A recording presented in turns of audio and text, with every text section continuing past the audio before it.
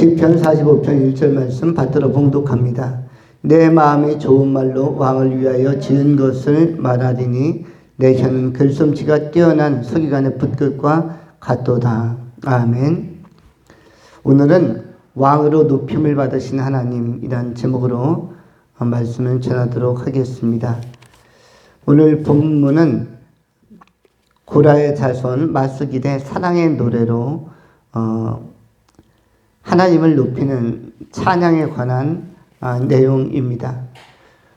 시편의 전체적인 상징은 왕으로서 한편으로선 현상적인 왕인 다윗을 지시하고 가리키지만 그러나 내포적으로는 실체적으로는 다윗이 섬기는 하나님 여호와 하나님을 높이는 내용으로 모든 시편이 구성되어 있음을 알 수가 있습니다. 그런데 우리 하나님을 높이는 것이 너무나 자연스럽고 유려하다. 그것이 참으로 흐름을 따라서 높이면 높일수록 기쁨이 있다라는 것을 고백합니다. 오늘 우리는 본문을 두 가지로 나누어 상고합니다. 첫 번째, 왕이신 하나님. 두 번째, 평안한 미래. 먼저 생각하는 것은 왕이신 하나님에 관한 말씀입니다.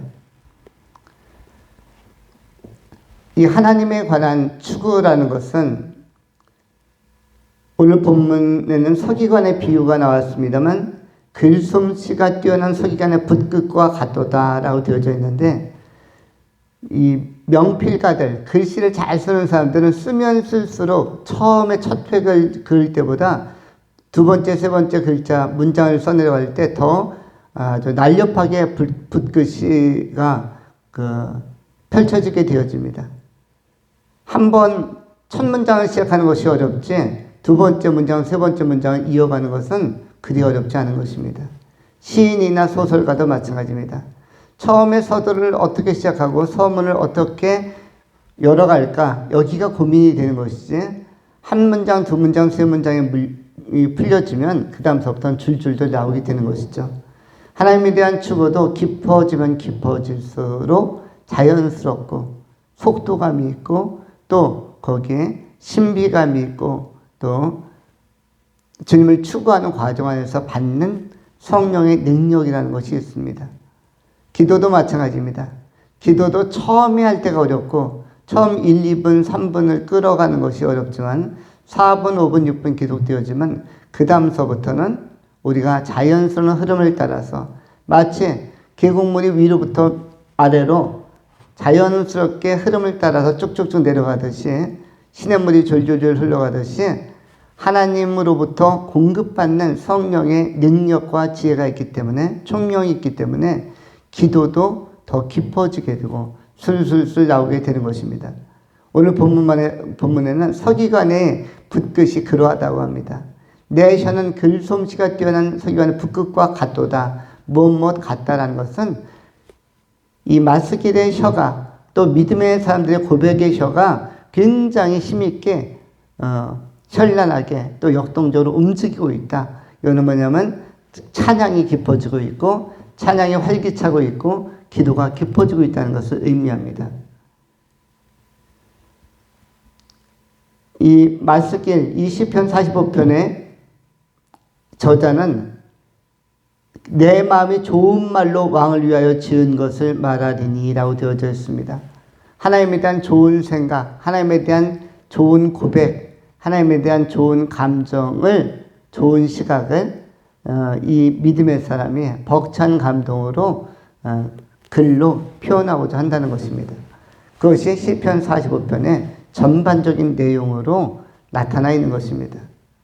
다윗의 시각에도 포착된 발견된 하나님은 훌륭한 하나님이었지만 마스길 고라의 자손에 불과했던 마스길이라는 사람 또 어떤 종족 어떤 믿음의 사람 중에 한 명 그의 사랑의 고백도 다윗 못지않게 굉장히 깊어져 가고 있음을 알 수가 있습니다. 그리고 이런 고백은 많은 사람들이 따라 부를 수 있도록 인도하면서 소리를 내는 것이기 때문에 이것은 그 믿음의 공동체, 믿음의 대열에서 한 여러 사람들에 의하여 같이 고백되어지고 같이 합장되고 같이 묵상되고 같이 선포되고 같이 불리어지는 것입니다. 서기관을 오늘 본문에서는 사파르라고 합니다. 히브리어로 사파르라고 하는데 사파르, 이 서기관은 노련한 자, 또 깊이가 있는 자, 숙련된 자, 뭐에 있어서? 하나님을 찬미하는 데 있어서, 하나님을 추구하는 데 있어서 사파르. 그런데 누가 서기관이면 좋겠습니까? 오늘 이 시대에 우리 자신이 서기관과 같이, 서기관이 붓을 들어서 하나님의 말씀을 받아쓰는 것처럼 우리의 마음이, 우리의 고백이, 우리의 삶의 태도가 하나님을 받들고 하나님의 뜻을 구하고 하나님의 뜻을 받아들이고 수용하고 전달하고 추구하는 데 있어서 바로 사파르 서기관의 노련함처럼 숙련된 것처럼 유연하게 우리 또한 주님을 추구할 수 있어야 하는 것입니다. 다윗의 시대에 또 마스길의 시대에 하나님은 사랑받으셨고 영광받으셨지만 2026년을 살고 있는 우리의 시대에는 현대의 그리스도인을 통해서 한반도의 그리스도인들을 통해서 또 우리 삶의 그리스도인들을 통해서 우리 하나님은 영광받으시게 합당하신 하나님이십니다. 믿음의 선조들이 열조들이 3000년 전에 하나님을 전심으로 시편 45편의 내용으로 찬미하고 높여드린 것처럼 오늘 우리의 삶 속에서도 현대에도 우리 하나님을 더욱더 간절히 높이고 강렬하게 높이고 우리 또한 숙련되게 노련하게 깊이 있게 주님을 추구하고 찬미하고 그런 찬송과 고백과 기도를 드려야 할 것입니다. 하나님은 과거에도 왕이신 하나님이셨고 현재에도 왕이신 하나님이시며 주님의 나라에 들어갈 때까지 지상의 마지막 날까지 왕이신 하나님이시며 또한 만유를 회복하시고 재림하시는 그날에도 역시 만왕의 왕이 되시는 것입니다. 하나님이 왕이시기 때문에 왕의 신하들은 든든한 것입니다. 우리가 누구입니까? 하나님을 왕으로 섬기는 왕의 신하요, 왕의 아들이요, 왕의 딸인 것입니다. 그래서 베드로전서 2장 9절은 이렇게 선언합니다. 그러나 너희는 택하신 족속이요, 왕같은 제사장들이요, 거룩한 나라요, 그의 소유가 된 백성이니 이는 너희를 어두운 데서 불러내어 그의 기이한 빛에 들어가게 하신 이의 아름다운 덕을 선포하게 하려 함이니라. 우리는 택한 백성이며 택한 족속이며 왕같은 제사장이요 하나님의 자녀들 소유가 된 백성이라고 베드로전서 2장 9절은 확증해주고 있는 것입니다. 우리 주님의 소유로서 왕의 소유, 왕의 자녀, 왕의 신하로서 왕의 제자로서 쓰임받는 아름다운 도구로 이 시대에 의미 있게 신앙의 삶을 풀어가는 아름다운 종들이 다 되실 수 있기를 축원합니다. 두 번째로 평안한 미래. 일반적으로 모든 실존하는 지상의 사물들과 또 사람들에게 있어서 생명체에게 있어서 미래는 평안하다라고 이야기하기가 어렵습니다. 오늘날의 우리 한반도의 현실이나 또 국제 정세나 국제 정치나 국제 간의 경제나 여러 면모로 볼 때 또는 지하에 매장된 여러 화석연료의 재고로 볼 때나 안정되다고 할 수는 없습니다. 그리고 현실적으로는 평안보다는 불안, 그리고 확실함보다는 불확실성이 더 팽배해 있는 것이 우리의 현실이기도 합니다. 그럼에도 불구하고 왜 평안한 미래, 안정된 미래라고 이야기를 합니까? 그 미래의 주인과 미래의 계획을 가지고 계획 안에서, 플랜 안에서, 프로젝트 안에서 하나하나를 섭리적으로 풀어가고 계신 분, 하나도 놓침이 없이 다 보고 통찰하시는 분이 계시기 때문입니다. 그분이 누구입니까? 만왕의 왕이시는 우리 하나님이시며 또 우리 가운데 세상 끝날까지 임마누엘 하시고 임재하시는 예수 그리스도, 살아계신 주, 우리의 참된 소망 되신 예수께서 우리와 세상 끝날까지 임마누엘하고 계시기 때문에 그렇기 때문에 성도의 삶, 성도의 미래는 평안한 것입니다. 또한 진리의 성령께서 오순절 이 지상에 오셔서 마가의 다락방에 오시고 지상의 교회에 오시고 사도행전의 교회에 나타나셨던 성령은 승천하지 아니하시고 오늘 현대의 우리 삶의 교회 공동체와 이 지상의 모든 교회 또한 모든 성도들의 삶의 터전과 삶의 공간 가운데 시간 가운데 역사 가운데 살아서 주재하고 계십니다. 지금 이 세계의 모든 현상은 성령께서 와 계신 상태 속에서 발생하는 현상이라고 할 수가 있습니다. 성령 하나님은 승천하지 않았습니다. 누가 승천했습니까?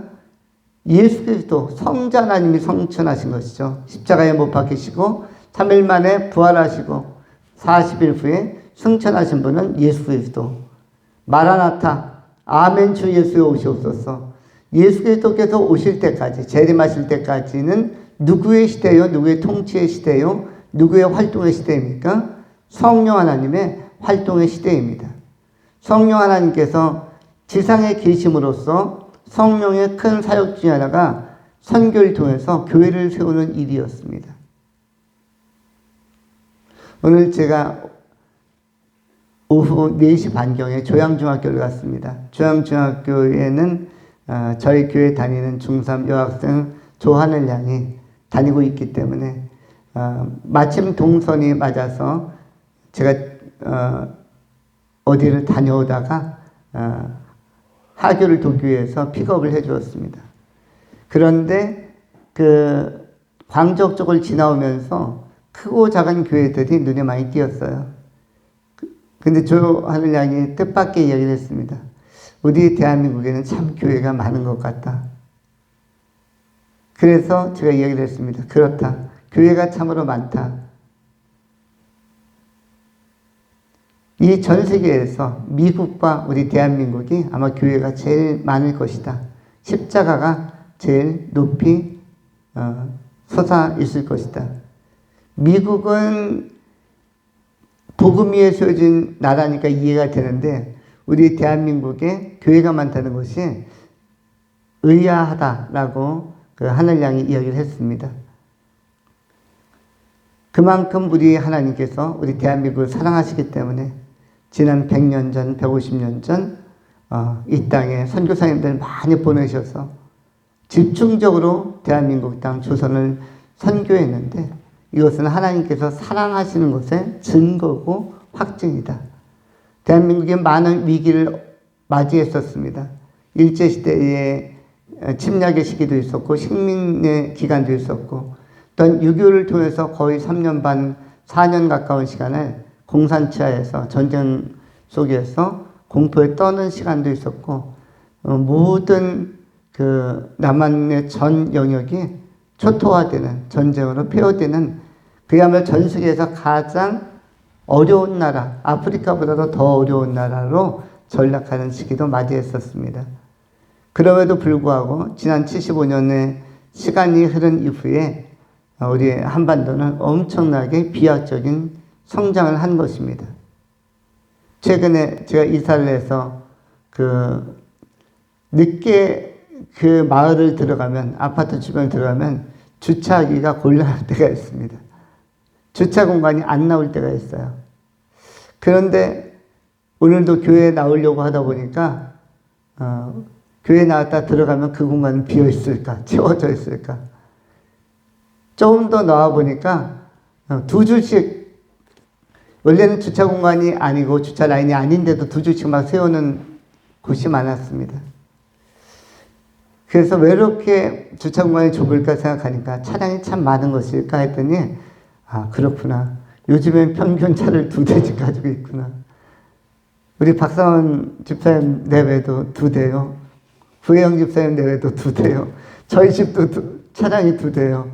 웬만한 집들은 차가 한 대도 아니고 거의 2대씩을 가지고 있기 때문에 주차장을 한 대 기준으로 구역을 설정해 놨으면 비좁은 것이 틀림이 없다. 그런데 지금은 차량이 한 집에 2대가 있어도 많다는 생각이 들지 않습니다. 그냥 꼭 필요한 차량의 수가 아닐까. 심지어 아이들이 더 성장하면 세대인 집도 있을 것 같고, 또 친척이 방문하면 그 이상 불어날 수도 있는데, 그런데 두 대가 자연스러운 것은 그만큼 한국의 경제력이나 이런 그 유교를 경험한 나라답지 않게, 일제 식민 통치 38년을 경험한 나라답지 않게 비약적으로 성장했음을 우리가 깨달을 수 있는 것입니다. 그런데 이런 것에 주요한 요인 중에 하나가 우리가 열심히 일했다기보다 우리가 성실한 민족이거나 또 대단한 민족이어서가 아니라 하나님께서 붙들고 계신 나라였고, 선교사들의 기도 위에 세워진 나라였고, 복음의 열정으로 교회를 기반으로 해서 교회가 거미줄처럼 그물망이 되어서 전 세계의 그 영적인 토대를 이루는 우리 한반도 전 영역에 복음이 곳곳에서, 복음의 불빛이 아직 살아있기 때문에 이런 흥왕과 왕성함이 일어난 것이 아닐까라는 것을 생각해 보았습니다. 그러면서 북한 땅에도 남한에만 교회가 있는 게 아니라 북한 땅에도 지하 교회가 있어서 20만 가까운 성도들이, 알곡 신자들이 있다. 그랬더니 조한을 양이 좀 깜짝 놀랐습니다. 북한에 교회가 있다고요? 북한의 성도가 그렇게 많아요? 그렇다.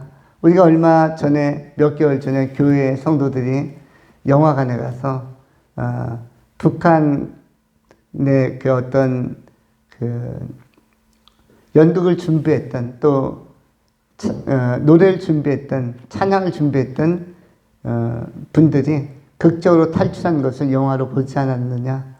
북한 땅에도 얼마든지 복음을 가진 사람들이 있고, 그 복음의 옛 선조들은 6.25 전에 있었던 사람들은 다 죽지 않았을까요? 돌아가지 않았을까요?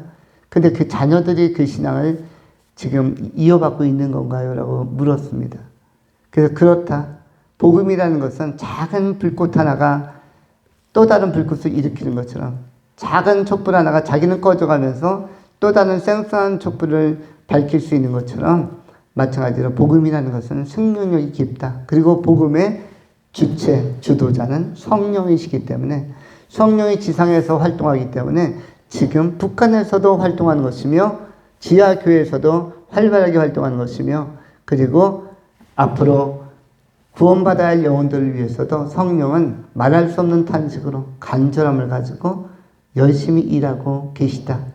그래서 우리 또한 하나님을 조금 더 집중해서 믿고, 특별히 성령에 대한 관심을 갖고, 성령에 대한 관심을 갖는 것은 말씀을 순종하거나 말씀을 전파하거나 기도하는 것으로 성령에 대한 사랑을 우리는 정상적으로 증명할 수가 있고, 또 정당하게 우리는 반응할 수 있는 것입니다.